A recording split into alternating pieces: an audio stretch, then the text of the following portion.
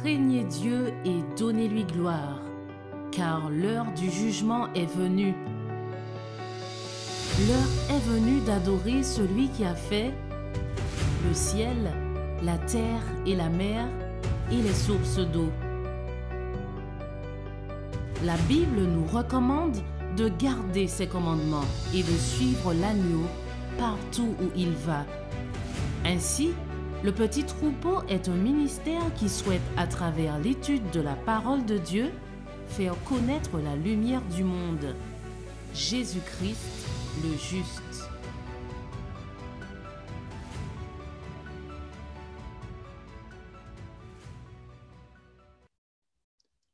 Nous allons commencer par la prière, si vous voulez bien.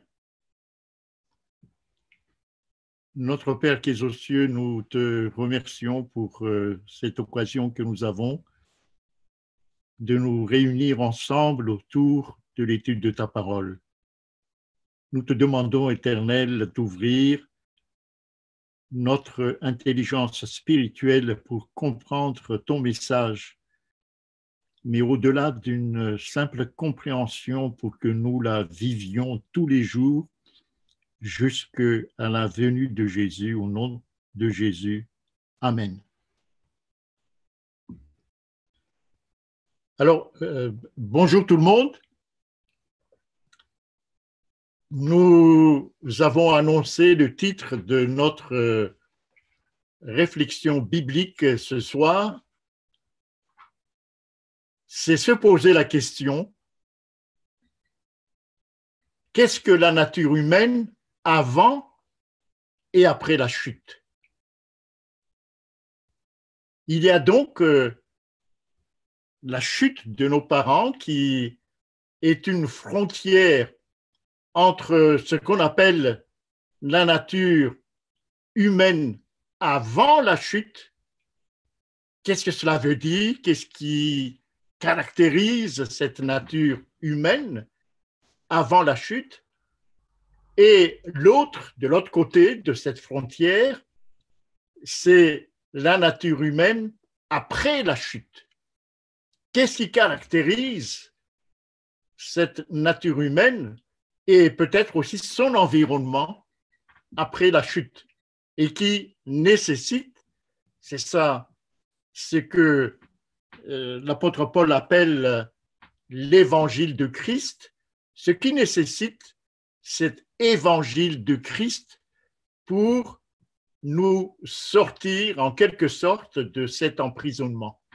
Voilà, grosso modo, la signification de ce titre.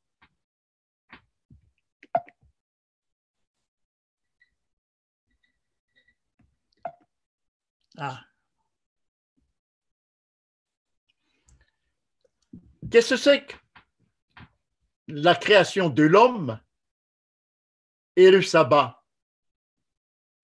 Ceci, c'est avant le péché, cette création de l'homme et le sabbat. À la création, Dieu, c'est le nom que le Créateur porte pour créer le monde, c'est ce nom Elohim, traduit dans nos Bibles par Dieu. À la création, Elohim, Dieu, créa l'homme. Alors, retenez bien le nom de l'homme. À ce moment-là, et jusqu'à maintenant, ça porte ce nom Adam. Ça veut dire le nom de notre père, c'est Adam. Alors, Elohim, dès le premier chapitre de la Genèse, chapitre 1, Dieu, c'est Elohim, créa l'homme, Adam, à son image et à sa ressemblance. C'est quelque chose d'extrêmement important, ce que la Bible dit là. L'homme a été créé à l'image de Elohim, c'est marqué dans Genèse chapitre 1, les versets 26 et 27. Je lis le verset 27. Dieu créa l'homme à son image, il le créa à l'image de Dieu, c'est Elohim, il créa l'homme et la femme. Cette création de l'homme et de la femme a eu lieu le 6e jour de la création. Alors, ces 3 mots, homme, Adam, ressemblance et le mot sang, ont la même racine d'âme. Qu'est-ce que cela veut dire? Ces 3 mots en hébreu ont la même racine. Cela veut dire que cette création de l'homme est le sommet de la création. La ressemblance à Dieu, cela veut dire que l'homme ressemble physiquement à Dieu, mais aussi à des qualités morales que le Père possède. Non seulement des qualités morales, mais également la capacité d'inventer, pas de créer. L'homme ne crée pas. Mais par contre, l'homme est capable d'inventer. Inventer, par exemple, vous voyez aujourd'hui, dans le temps que nous vivons, inventer des bateaux, inventer des avions. Pas créer. Attention, il y a une différence. C'est seulement Dieu qui est capable de créer. C'est ça, cette ressemblance. Et en quelque sorte, on a le même sang que Dieu. C'est ça la ressemblance. Dieu acheva au 7e jour toute son œuvre. C'est le verbe hébreu kala qui est un verbe extrêmement important dans ce qu'on appelle les 5 livres de la Bible. Ce verbe est utilisé, par exemple, je ne vais pas vous donner tous les versets, mais si vous prenez dans Nombre, chapitre 7, verset 1, Nombre, chapitre 7, verset 1, il est dit, lorsque Moïse eut achevé, c'est le verbe kala, de dresser le tabernacle, il l'oignit et le sanctifia avec tous ses ustensiles, de même que l'autel, avec tous ses ustensiles, il les oignit et les sanctifia. Alors, lorsque vous lisez toutes les instructions que Elohim, Dieu, a données à Moïse pour la construction du tabernacle, on s'aperçoit immédiatement que Dieu a veillé à des détails extrêmement précis pour dresser et construire le tabernacle. Je ne vais pas m'attarder là-dessus, mais si vous relisez toutes les instructions, par exemple les mesures, la couleur, la distance entre les pieux, le nombre des pieux, tout ça, ce sont des détails qui méritent d'être approfondis spirituellement parce qu'il y a une signification extrêmement importante. Voilà par conséquent ce verbe kala. Dieu acheva au 7e jour son œuvre. Autrement dit, la création fut parfaite. Dans les moindres détails, tout fonctionne. Il n'y a pas de bug comme nous avons l'habitude de connaître dans nos inventions humaines ou informatiques. Dieu se reposa ensuite, le septième jour. Il se reposa. Et ce verbe se reposer, c'est exactement ce mot que nous aimons tous, Shabbat. Se reposer, il se repose de toute son œuvre qu'il avait faite. Et il sanctifia le jour du sabbat, le septième jour. Dieu se reposa avec l'homme qui n'a pas encore travaillé. Je souligne cette phrase. Dieu et l'homme qu'il a créé le sixième jour, l'homme n'a pas encore travaillé. Mais Dieu et l'homme se reposent ensemble. Le premier sabbat de la création.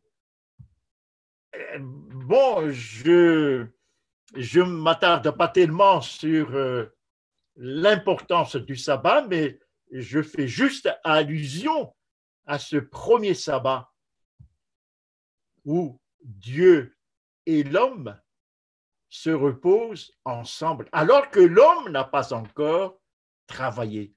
C'est pour donner à l'homme le caractère à la fois sacré, spirituel du sabbat, que Dieu et l'homme se reposent ensemble ce premier sabbat de la création, alors que l'homme n'a pas encore travaillé.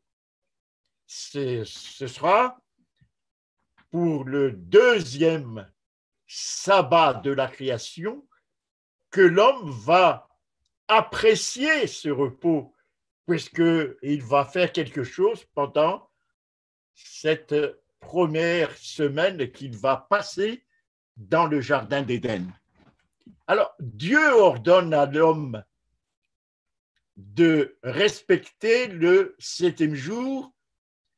Pourquoi? Pour rappeler qu'il est le créateur de toutes choses et que ce jour porte une bénédiction en lui et entraîne une sanctification pour l'homme et rappelle une libération.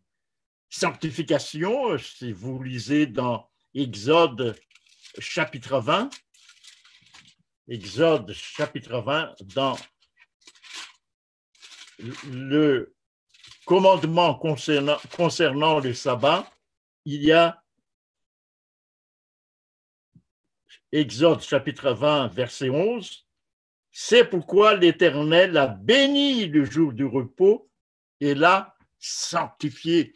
Et en sanctifiant ce jour, en invitant l'homme à se reposer ce jour-là, l'homme, en même temps, est sanctifié. »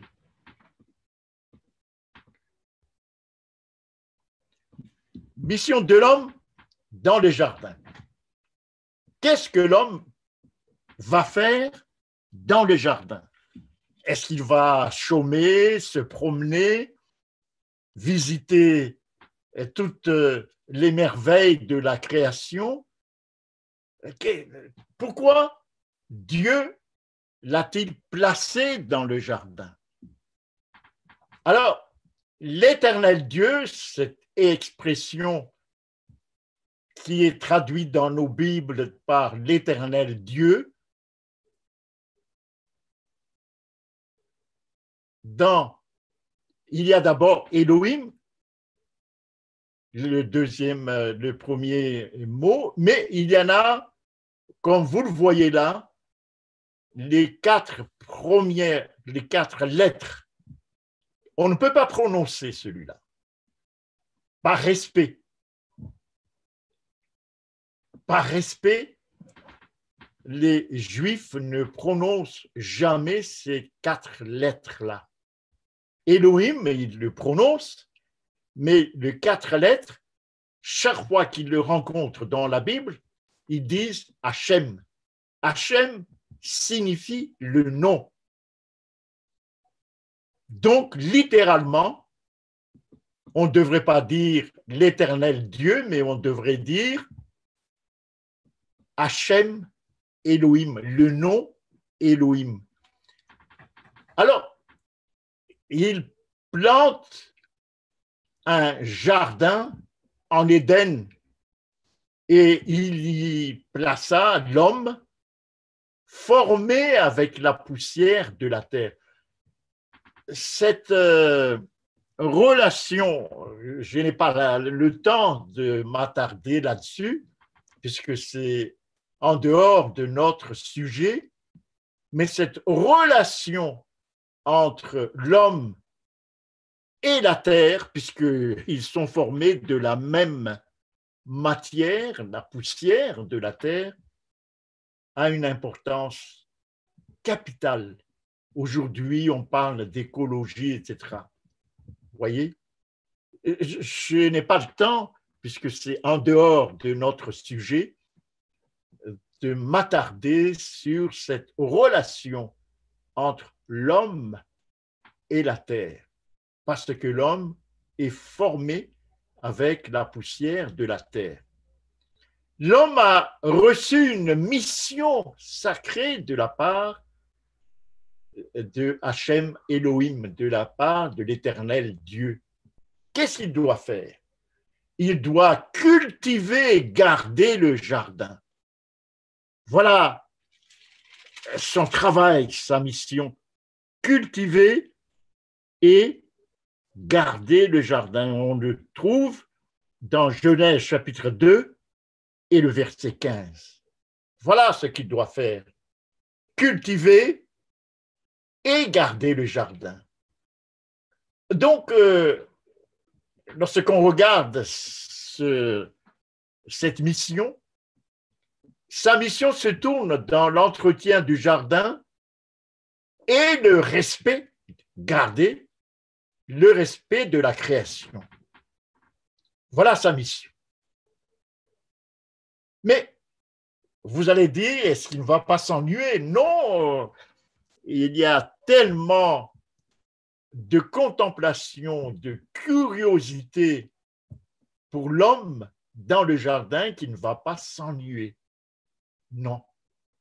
Au contraire, le fait de s'occuper à entretenir le jardin et de respecter la création va le rapprocher du Créateur. Mais c'est une occupation purement, entre guillemets, terrestre. Alors, en hébreu, le verbe cultiver, yavad, signifie aussi, lorsqu'on regarde le dictionnaire, adorer. Et le verbe garder, shamar, signifie, en regardant le dictionnaire, obéir.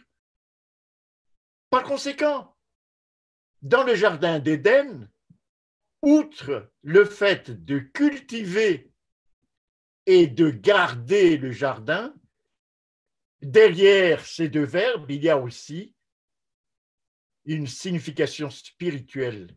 Il doit adorer et obéir, adorer Dieu et obéir au Créateur. Vous voyez ici, quel est le rôle de l'homme dans ce jardin? C'est vrai, entretenir ce jardin, j'allais dire, arroser, faire des boutures peut-être, etc. Mais au-delà de cela, il a une mission spirituelle très importante, l'adoration et l'obéissance. L'adoration et l'obéissance signifient que l'homme doit, pour adorer, obéir, il doit avoir la foi au Créateur. Mais au-delà de la foi, il faut qu'il l'aime de tout son cœur de toute son âme, de toute sa pensée et de toute sa force. Sinon, il ne pourrait ni l'adorer, ni lui obéir. Voilà par conséquent, dans le jardin, la mission de l'homme.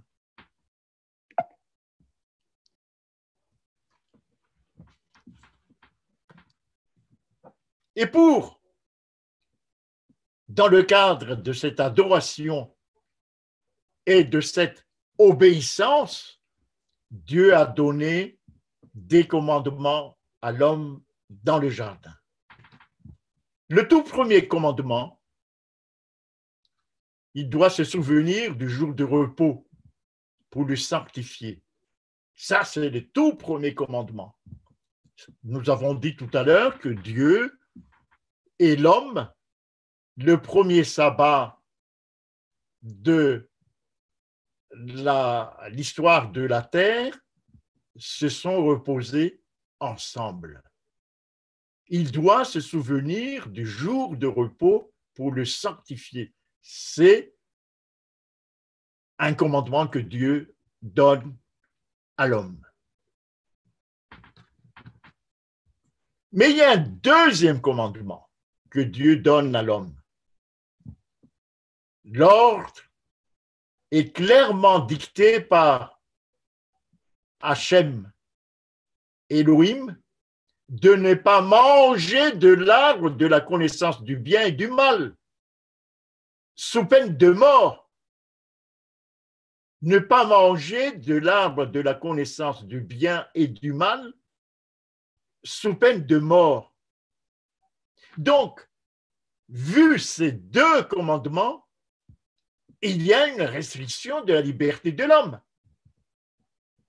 Tout commandement est une restriction de la liberté. Et c'est le cas dans le jardin d'Éden. Ce qui est tout à fait normal puisque l'homme n'est pas omniscient. L'homme n'est pas maître du jardin. L'homme n'est pas maître de la création. L'homme est juste une créature. Il faut par conséquent que sa liberté soit restreinte. Alors, le sabbat, c'est s'arrêter de travailler. Et ensuite, ne pas manger de l'arbre. Voilà les tout premiers commandements que Dieu a donné à l'homme. Cette restriction de la liberté doit être comprise comme une source de sanctification et de bénédiction pour l'homme. Voilà la signification de cette restriction de liberté. Mais malheureusement, les hommes veulent se débarrasser de tout commandement sur le plan spirituel pour être totalement libre, mais c'est courir à sa perte. Dieu a donné à l'homme un libre arbitre. Qu'est-ce que cela veut dire? C'est-à-dire qu'il peut ne pas obéir à ses commandements. Dieu n'a pas créé l'homme pour lui obéir contrairement à sa volonté. Non, il est libre. C'est ce qu'on appelle le libre arbitre. Alors, qu'est-ce que c'est que la nature de l'homme avant la chute? Pour résumer, il y a la foi totale en Dieu d'abord. Ensuite, un amour sans faille vis-à-vis du Créateur. Une confiance en ses statuts, ses ordonnances et ses commandements. C'est ça, la nature humaine avant la chute. Mais l'homme a péché. Quelle va être sa nature après cette frontière, le péché? Il y a l'introduction du péché. Satan se déguise et utilise le serpent, l'animal le plus séduisant est le plus doué pour séduire la femme. La femme qui est le maillon faible de l'humanité à ce moment-là. Donc, la séduction de Satan est extrêmement habile. Il s'attaque au maillon faible de l'humanité. Satan met en doute la parole de Dieu lorsque il séduit notre mère. Satan aiguise la femme à devenir plus intelligente au point de connaître la distinction entre le bien et le mal. Vous voyez ici, aiguise la femme à devenir plus intelligente. Donc, c'est là le moi, c'est ça la chair. Lorsque Paul utilise ce mot-là, la chair, le moi, devenir pour Ève plus intelligente au point de connaître la distinction entre le bien et le mal. Satan dit donc que désobéir à Dieu ouvre l'intelligence et que l'interdiction de manger le fruit est une volonté de Dieu de brimer le développement de l'homme. Satan veut prendre sa revanche et maintenir sa domination sur la terre juste après la création. Voilà son objectif.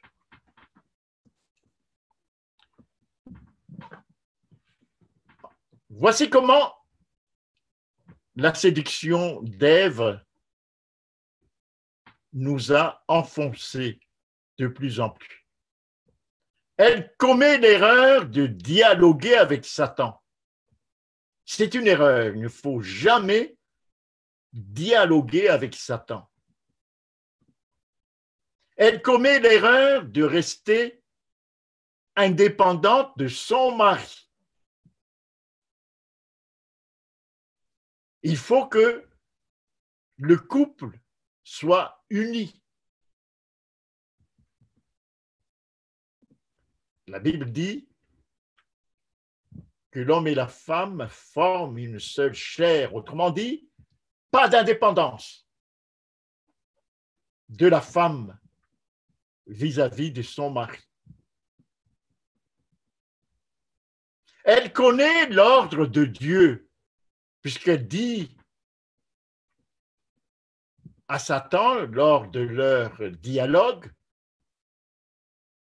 le commandement de Dieu, donc une connaissance de la volonté de Dieu.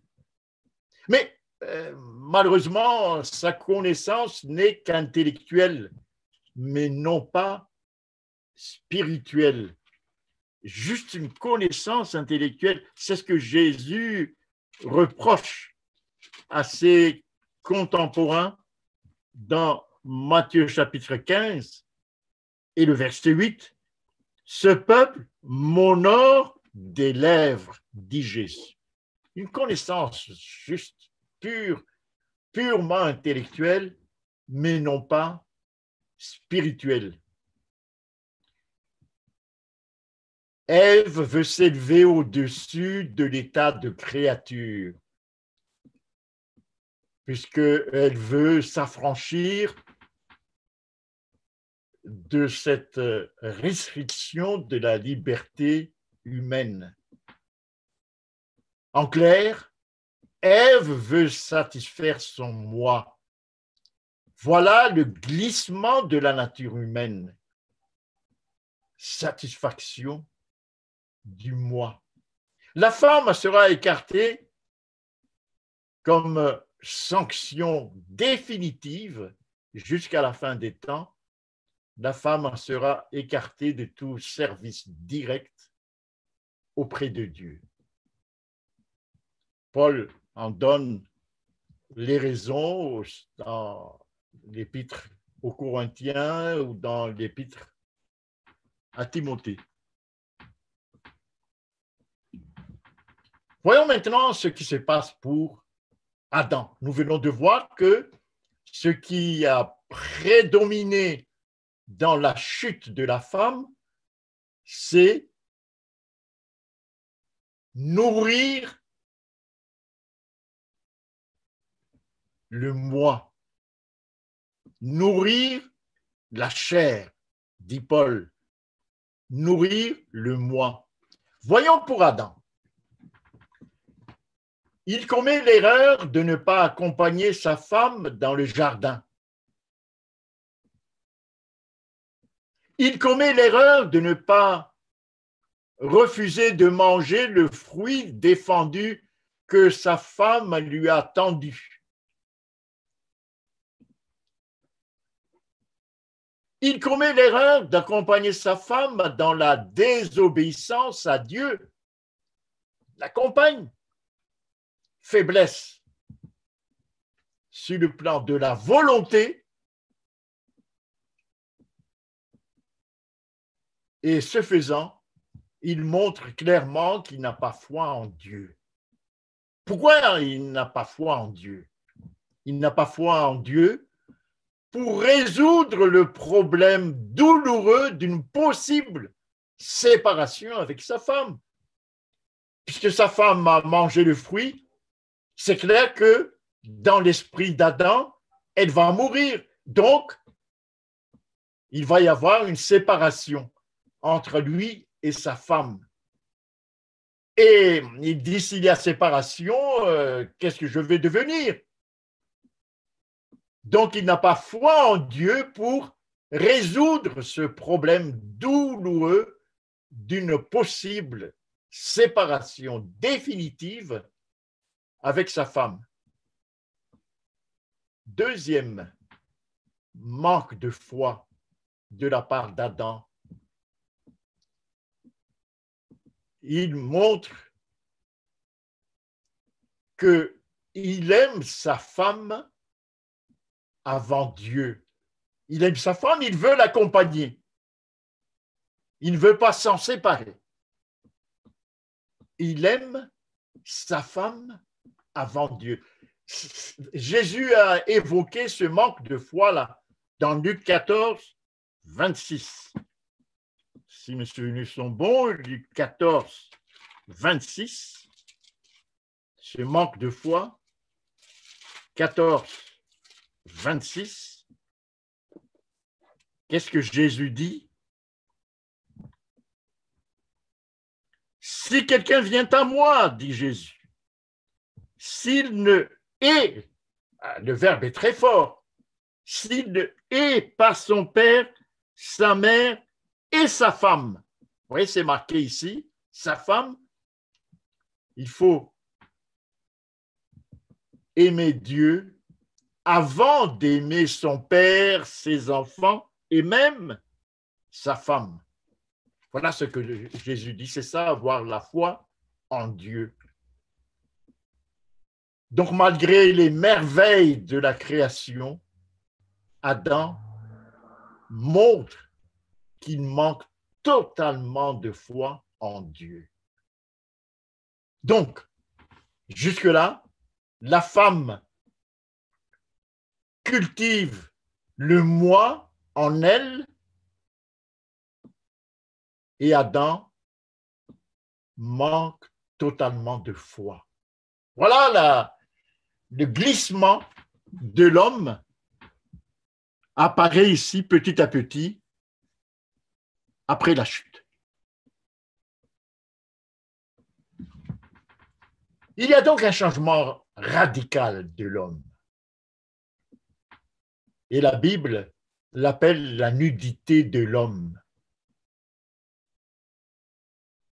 Les yeux de l'un et de l'autre s'ouvrent pour constater leur nudité totale.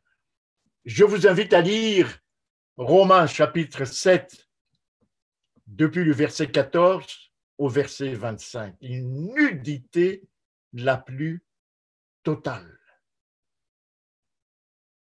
Qu'est-ce que c'est que cette nudité? Je vais peut-être prendre le verset 14 de Romains chapitre 7. Romains chapitre 7, verset 14. Voici ce que dit Paul.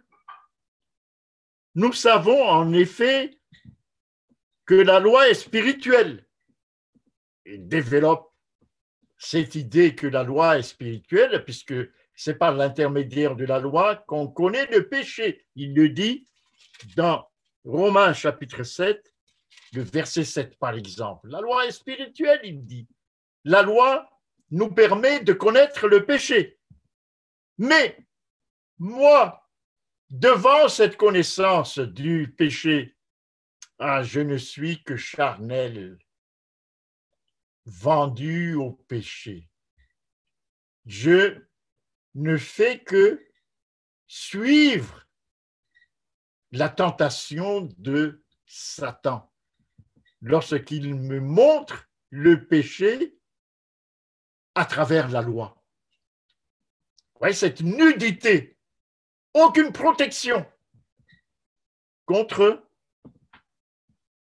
le fait d'être vendu au péché ou d'être emprisonné par le péché.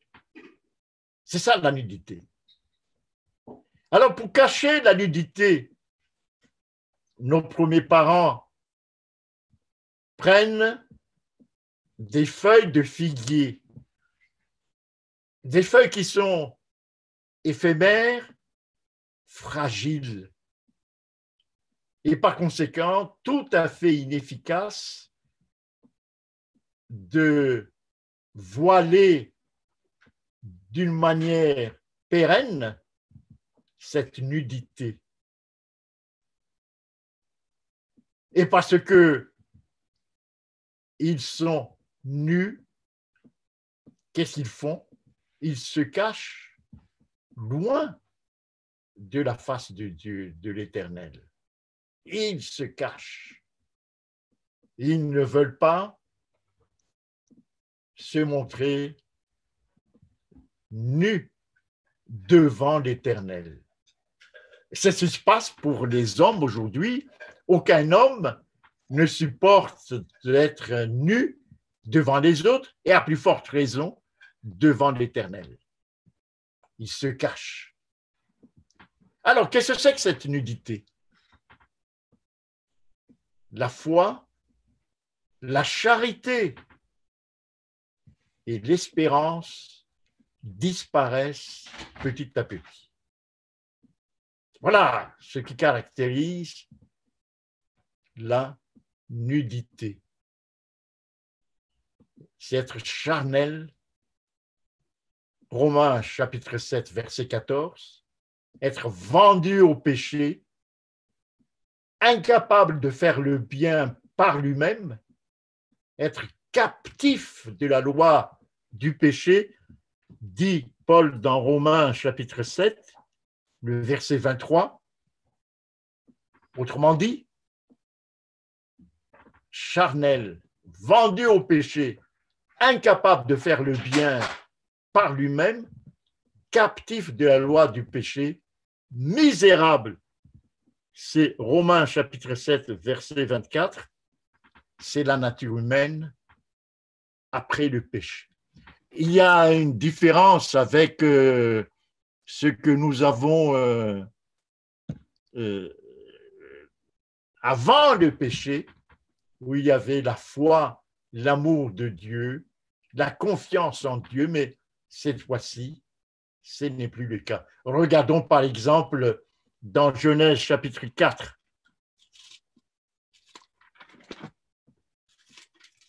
Nous sommes là très proches de la création, Genèse chapitre 4, très proche de la création.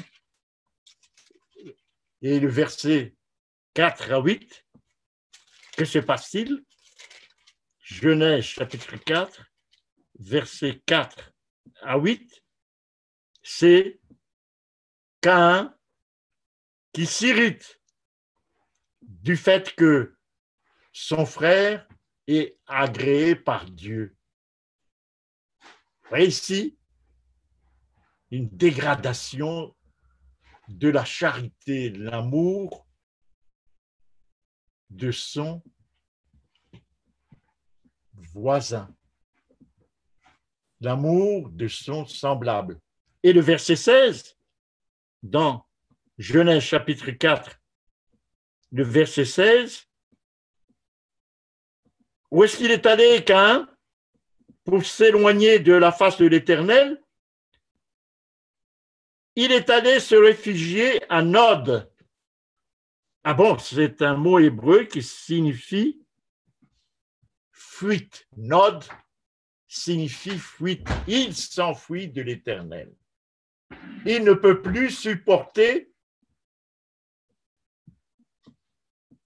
la présence de l'Éternel. Se séparer, c'est ça la nudité. La nudité. Et lorsque nous allons dans Genèse chapitre 6, par exemple, Genèse chapitre 6, et le verset 5 et 6, regardez cette nudité évidente. L'Éternel vit que la méchanceté des hommes était grande sur la terre et que toutes les pensées de leur cœur se portaient chaque jour uniquement vers le mal, charnel, vendu au péché, incapable de faire le bien, captif de la loi du péché, misérable. C'est ça la nature humaine après le péché.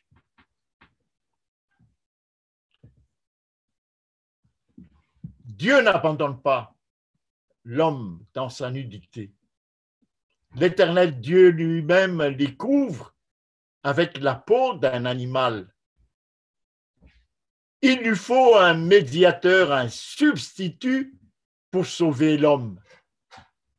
Il faut absolument un médiateur entre l'homme et Dieu et un substitut pour mourir à sa place, pour sauver l'homme. Il faut vaincre Satan ou dans la chair corrompue où il siège. Il faut montrer à l'homme le chemin de la victoire. Et pour remplir tout ce programme, il y a une entente entre le Père et le Fils depuis longtemps avant la création. La Bible le dit, Paul le dit. Depuis longtemps, il y a cette entente. Dieu a envoyé son Fils. Pour quelle raison? À cause du péché de cette nature après la chute. Où est-ce qu'il l'envoie?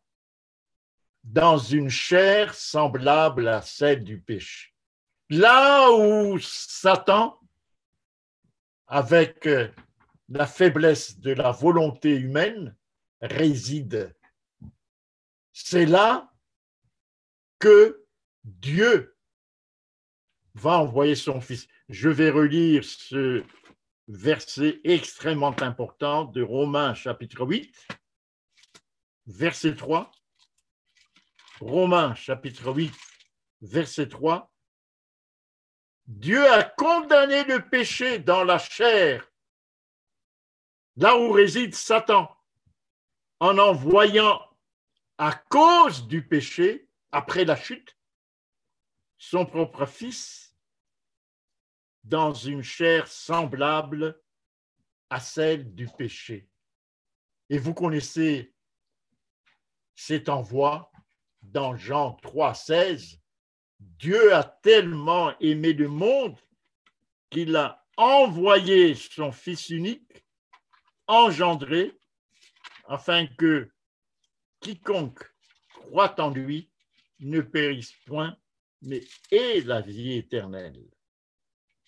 Mais qu'il ait la vie éternelle. Où es-tu? Dieu ne veut pas laisser l'homme se perdre. Jésus donc est descendu sur terre avec une nature humaine après la chute. Romains chapitre 8, verset 3. Tellement clair. Avec une nature humaine après la chute. Et aussi, si nous lisons Actes chapitre 26, verset 18, Actes chapitre 26, verset 18, quelle est la mission de Jésus sur terre? Actes chapitre 26, verset 18. Ouvrir les yeux pour passer des ténèbres à la lumière et de la puissance de Satan à Dieu. C'est ça la libération. Pour rejoindre la lumière. Jésus a été tenté comme nous, sans commettre de péché. J'ai résumé dans cette page les différentes tentations de Jésus que vous connaissez. C'est d'abord le désert et le jeûne. Dans le désert, il n'y a pas de restaurant, il n'y a pas d'hôtel, etc. Donc, Jésus est tenté dans un dénuement le plus criant. Le moi est à nu dans le désert et dans le jeûne de 40 jours. Mais lors de cette tentation, Jésus n'a pas péché. Christ hérite d'une inclination vers le péché. Il était tenté, il était dans une inclination vers le péché, mais n'a jamais cultivé l'inclination de péché. Voilà la différence. Il était tenté, comme nous, en toutes choses, sans commettre le péché. Il était au bord, à la limite de la tentation extrême, mais il n'a jamais cultivé l'inclination de péché. C'est ça le salut qu'il nous montre. Et l'exemple suprême, c'est sa tentation dans le jardin d'Éden. C'est là où la limite extrême entre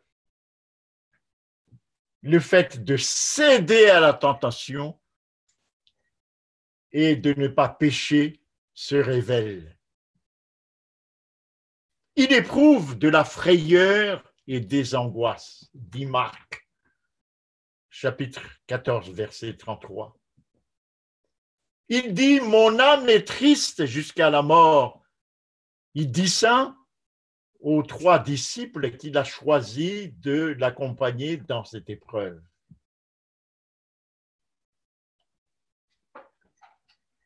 et il prie son Père. Voici le contenu de sa prière. S'il était possible que cette heure s'éloignât, autrement dit, il demande à son Père d'être délivré de cette épreuve. S'il était possible que cette heure s'éloignât. Ça, c'est sa nature humaine qui est mise en évidence là. Et il dit dans sa prière, Abba Père, toutes choses te sont possibles, éloigne de moi cette coupe. Il demande au Père. Oui, sa nature humaine plaide dans ce sens-là. C'est très dur.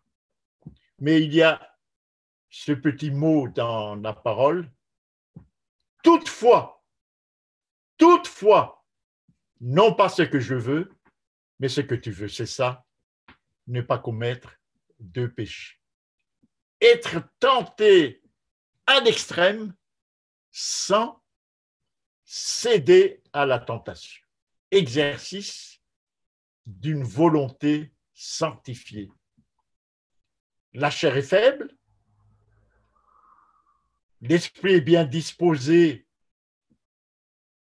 lorsque on prie et lorsqu'on veille.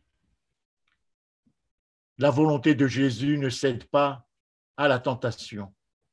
Pécher, c'est capituler volontairement à toute tentation extérieure ou intérieure. Voilà les deux types de tentations qui nous assaillent. Elle peut être extérieure, mais aussi elle peut être intérieure.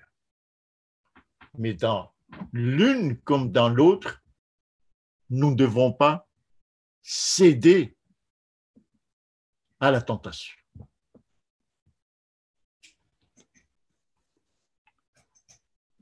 Après le péché, et je termine, après le péché, la malédiction de l'homme l'amène petit à petit à douter de l'amour de Dieu. La fermeture du jardin engendre en l'homme un manque d'espérance pour retrouver sa place initiale. Il perd toute espérance. La malédiction de la terre, comme conséquence de ses péchés, provoque en l'homme le repli sur soi, la méfiance de l'autre. Malédiction de la terre comme conséquence de ses péchés. Voyons un tout petit peu Genèse chapitre 2, verset 17. J'évoque juste cela puisqu'il y a toute une étude à faire là-dessus.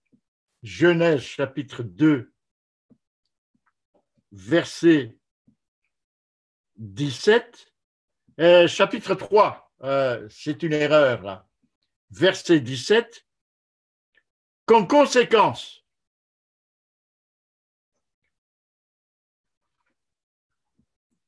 du péché,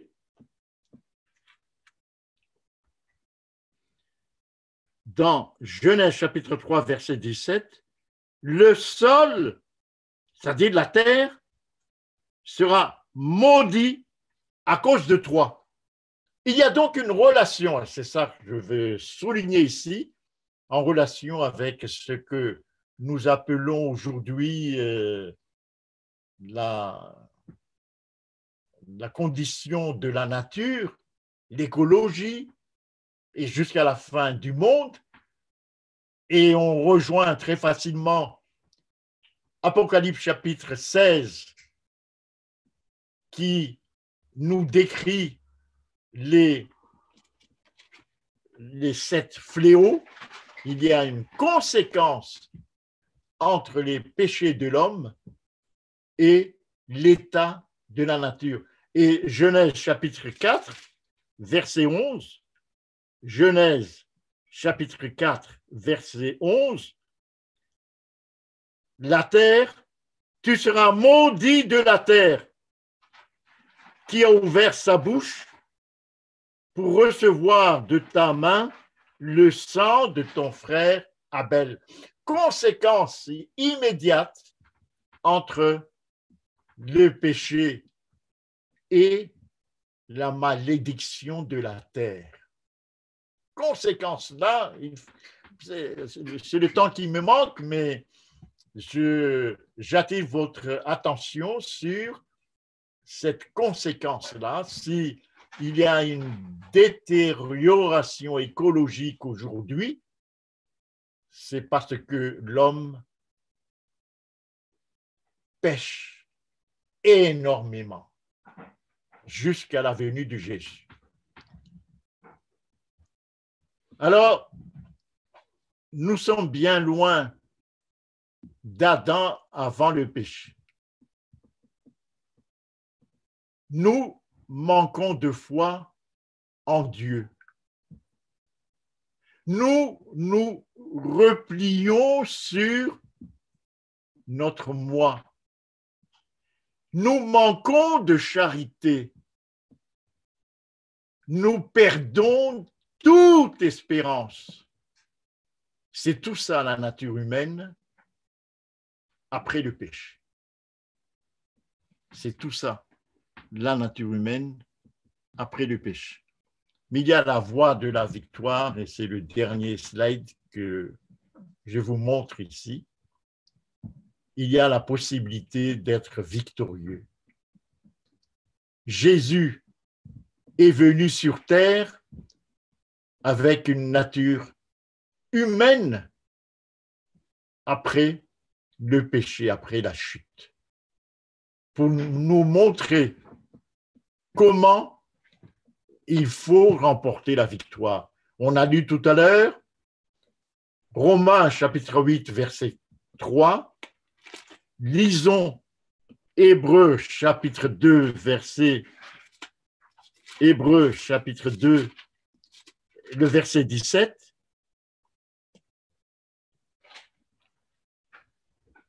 Hébreux chapitre 2, verset 17. Il a dû être rendu semblable. De quelle manière? En toutes choses à ses frères, c'est-à-dire aux humains. C'est exactement Romains chapitre 8, verset 3. En toutes choses. Il n'y a aucune supériorité de Jésus par rapport aux humains. Philippiens chapitre 2, verset 7. Philippiens chapitre 2 et le verset 7. Il s'est dépouillé lui-même en prenant une forme de serviteur, autrement dit le plus bas dans la classe sociale humaine, en devenant semblable aux hommes, ayant paru comme un simple homme. Ce n'est pas un président, ce n'est pas un roi, non, un simple homme, un serviteur. Il y a donc la voie de la victoire lorsqu'on connaît la parole de Dieu. Il y a la voie de la victoire lorsqu'on prie et que l'on veille, c'est le conseil de Jésus à Gethsémani. Il y a la voie de la victoire lorsque,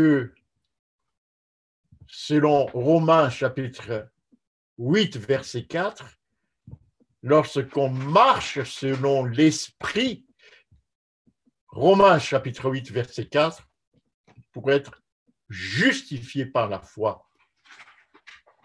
Ça veut dire qu'il faut être accompagné par l'esprit pour être justifié par la foi.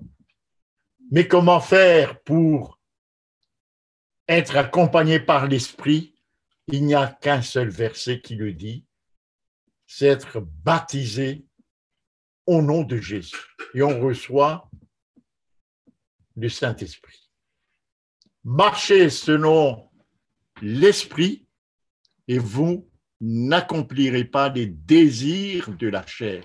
Il faut donc être accompagné par le Saint-Esprit. C'est ça ce que Paul appelle dans plusieurs de ses écrits l'évangile de Christ. Que Dieu vous bénisse. Amen.